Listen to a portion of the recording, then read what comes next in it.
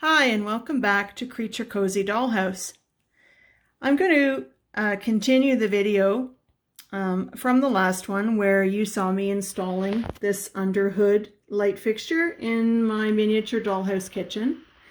And I've also done it on the other side, the other part of the kitchen unit, so that there's under counter lighting, which I think is going to look spectacular when it's in place in the kitchen.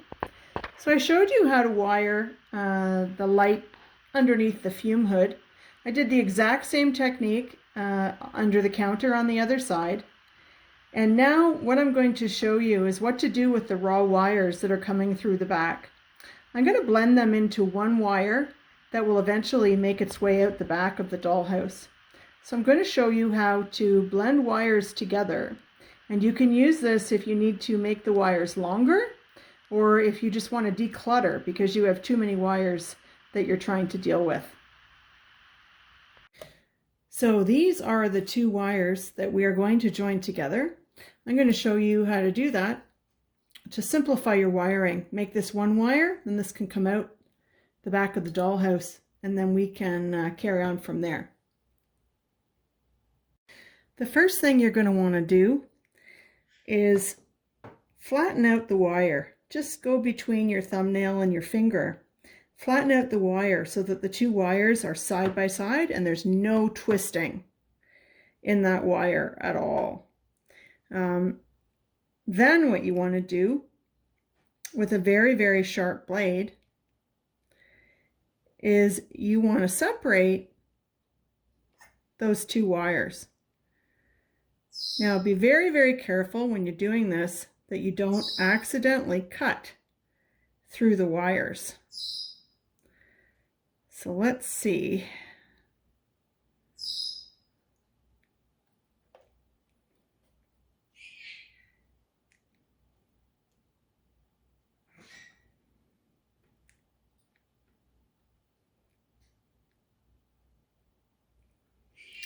You just want to separate. And even if you're able to just sort of separate it enough, see how I've got the blade there? If you're able to separate it enough, you might just be able to pull it apart. And that saves you doing extra work with the blade and reduces your risk of accidentally cutting through that wire. Now this next part is a little bit delicate. You want to very, very gently, I just use my fingernail. You want to be able to see the wire. You want to expose it. I think if you were to use the blade, you might actually risk cutting the wire, but maybe you can just sort of nick the surface or scratch it a little bit. Definitely don't want to cut the wire here, guys. You just want to get enough of that plastic off that you can expose it, and then maybe with your fingernail you can sort of rub it against your fingers, and you just sort of want to open up a wound. You want to take the insulation off of that wire if you can. You can see the wire there. The wire is exposed. I just want to try to remove a bit more of that insulation. Now it helps if you've got a magnifying, I've got a magnifying lens that I'm able to sort of watch through, and I can sort of see what I'm doing up close. But there, I've got the wire. There it is. It's sort of pretty much separated from its insulation there. You can see the wire right there. And there's no more wires within that insulation area. You're going to want to repeat that. Do it on the other side as well. Now I just wanted to mention, you can see there's where the wound is there and the wire is exposed. You don't want to do it in the exact same spot on the other wire. You want to come down a little bit farther, and that the reason for that is when you eventually bring the wires together, you don't want any risk of the two metallic areas touching each other and shorting out your light. So if you've done this one sort of near the edge of where the wires split, do the other one a little bit further down so that when the wires are put together, there's absolutely no chance that these wires will touch each other. Okay, so hopefully you're able to see the two areas of wire that I've exposed there. If I line them up together, they're not anywhere near each other, so there's no chance of the wire shorting each other out by the time I'm finished. Now what we need to do, I'm actually going to cut this other wire. I don't need that length. So I'm actually going to cut it. Give yourself an extra inch or so. You don't want to cut too much. It's a lot more difficult to add wire back again than it is to take wire away. So on the end of this one, this light, again, what I'm going to do is split. Now I'm just going to do it at the very end. I want to split this wire into two halves. They're two separate wires. The good thing about this type of wiring is you don't have to worry about which wire is for what, like red and black, say, if you're dealing with typical wiring like in a real person house. Now what I would suggest you do here is you're going to have one wire longer to reach the top piece, and you're going to have one wire shorter to reach the bottom piece. That way, yeah, it just makes it a little bit easier. So I'm just going to cut a little bit of length off of there. And now what you want to do, just on the tips of these, now I find it easier if you can nick. Now you put it down on a flat surface, it's a little easier. If you can just sort of nick that plastic coating away with your blade, makes it a little bit easier. Then you tend to be able to, at that point, just use your fingernails. You just want to tease that wire away from its insulated coating. All right, so we've done this here. You want to make sure you get all the wires. Check that insulation, make sure there's no wires left behind, and then just break that off. All right, so there's an exposed wire end, and we're going to repeat it for the other side. Now that you've done that, and you've got, here's what my wire looks like. Slightly shorter piece, slightly longer piece with just the bare wire.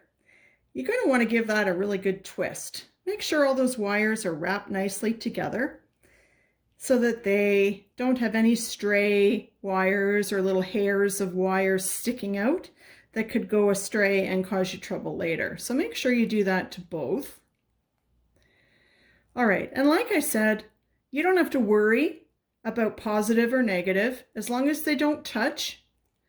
When there's electricity flowing through it, it does not matter. So you can let that part go. So what we're going to do now to join these wires together, so basically you can see I had two wires coming out of two different parts of this kitchen. I've opened up this wire, so I separated it into two parts, wire 1 and wire 2, and I've exposed the wire body away from the insulation. On the second wire, I've taken the ends off, and I've also got exposed wire. So the trick here, I'm going to take the shorter wire, and I'm going to attach it to the upper, the one that's a little bit higher. You want, now it might be easier if I actually, instead of leaving it as a loop, I'm actually going to just cut away that plastic there. Not serving any purpose really. You don't need it for insulation. Just make sure you don't cut the wire. All right, so now we've got exposed wire and we've got this wire piece. So I'm going to take the shorter piece because it's higher up. Basically all you want to do, hopefully you can see that, you want to wrap this wire with the free end around the wire body of the piece that you remove the insulation from. All right, so those wire pieces, you can see now, are all twisted together, making one wire where there used to be two. So again, on this piece, I am also going to just cut away that insulation. Now I just picked up this little cutting kit, this little green board and this blade. I just grabbed that actually at the dollar store. So, you know, there's not a lot of expense there. I've cut that away. Now, again, you're going to do the same thing. You're just going to twist this wire. The important thing is that the wire components touch each other. So they're going to become one. They're going to become one wire instead of two separate wounded wires. They're just going to become one. All right. Now, I'm going to pause this. I'm going to turn the kitchen around. Actually, let me just turn the kitchen around now. There's no way that these two wires can touch each other. If I turn the kitchen around and I demonstrate that these wires will work, the lights will work. The reason we did the higher and the lower is so that if the wires happen to touch each other, they're not going to short each other out. So here's my kitchen again. And here is my electrical box. All right, so now the two wires have become one wire. And as I demonstrated before, you can test any light that you have just by putting the bare wires into the sockets. You don't need to have a plug to do the testing. All right, so there's that one. So yeah, you can see that these lights are working. This one, I wonder if I actually have to fiddle with it. I think the wiring might be a little bit loose on the actual bulb. But testing this, probably difficult to see from this angle, and I have all of these other lights that are on. Let me see if I can turn some of these lights off so you can see. You can see there that the lights are working. All right, and that's the two wires fused into one wire, and then this end is the end that you're going to be using to attach a plug to. All right, so whoops, that makes it fairly straightforward.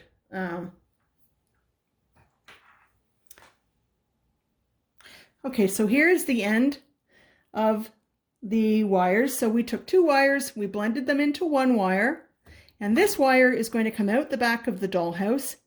And probably I'm going to join it together with a few other lights that are coming off of the first floor. You can do this to as many lights as you would like using this same method. So if you had another light fixture that was on a wall or coming out of another piece of furniture, you could do this exact same technique to as many light fixtures as you would like, and then ultimately have it come down to one plug. So that is what you could do. Now, what do we do with the exposed wire here? You could use standard electrical tape, black electrical tape, but like I had said before, black electrical tape, when you're dealing with this tiny scale, is tricky to deal with. It's tricky to cut as small as you would need it. It's also quite bulky. If you're weaving it in and out of these little tiny holes that you've drilled, electrical tape is much, much bulkier. There is a product that you can get, and I just got it here. Let me show you. All right. Woo. All right. This is casing that you can get on Amazon. And what you do with this is you put the wires through the little hole here. It's basically insulation. You cover up the wound on the wire with with this insulation, you put a match to it or a lighter to it, and it shrinks around this wound. So the wire basically doesn't get any thicker, stays the same thickness as it was when you started, and it's foolproof, and you don't have to deal with cutting electrical tape. Okay, so let me show you how that's done. Basically, I did get this on Amazon. I think it's 18 gauge. You can type in shrinkable wire insulation, and you'll find it. I can also try to find the link that I used to purchase it. First thing you want to do is just twist these ends together. Not to worry, they're going to come apart later. And this is probably the trickiest bit. You want to feed this through the tubing, if you can. Feed it through the tubing.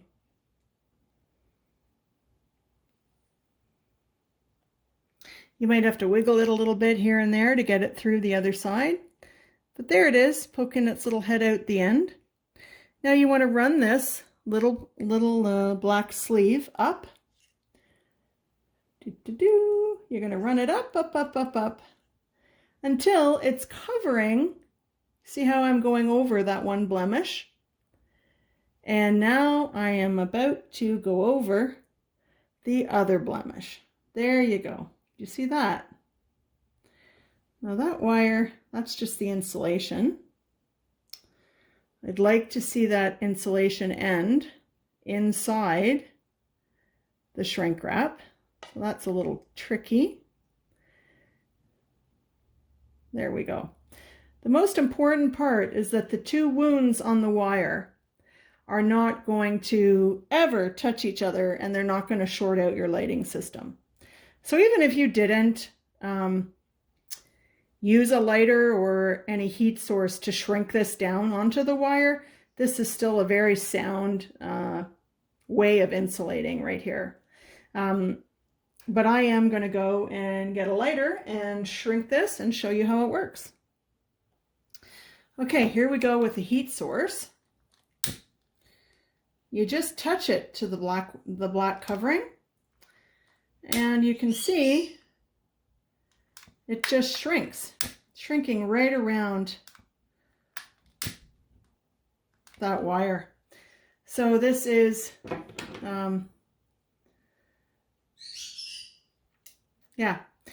this is shrunk and tight around the wire to the dollhouse.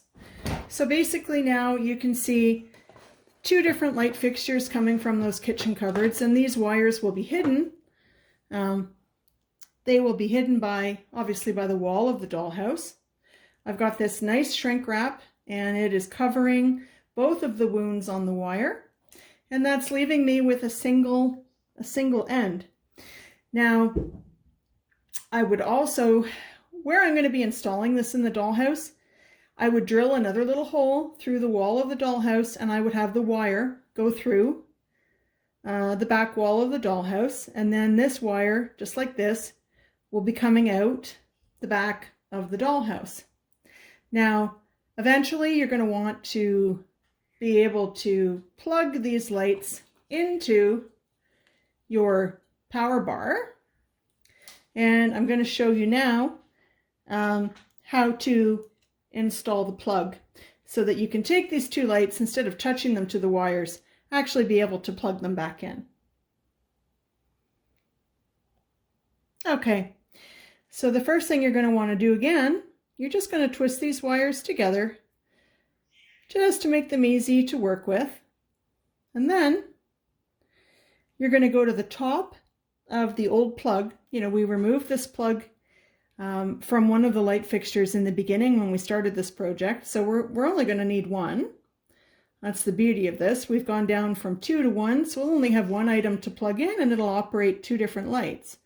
So you're going to feed that wire through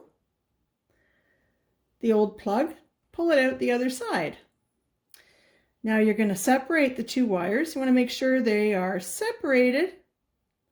Pull it out far enough that you've got enough room to work with. You know, if you only pull it here and you're trying to bend it, it's a little tricky. So I want you to pull it through so that you've got enough room to work with. Don't worry about excess. You'll see on the plug, there are two little holes, again, where the old plugs used to be, a hole here and a hole here. You're going to take one of the wires, you're going to feed it through, stick it into the plug. And I would say at this point, you could use pliers to do this, you could use your fingers to do this. You're going to stick, whoops, probably easier if you use pliers. You're going to take the smaller end of this peg and you're going to stick it into the hole. All right, get that started. Now on the other side, you're going to do the same thing.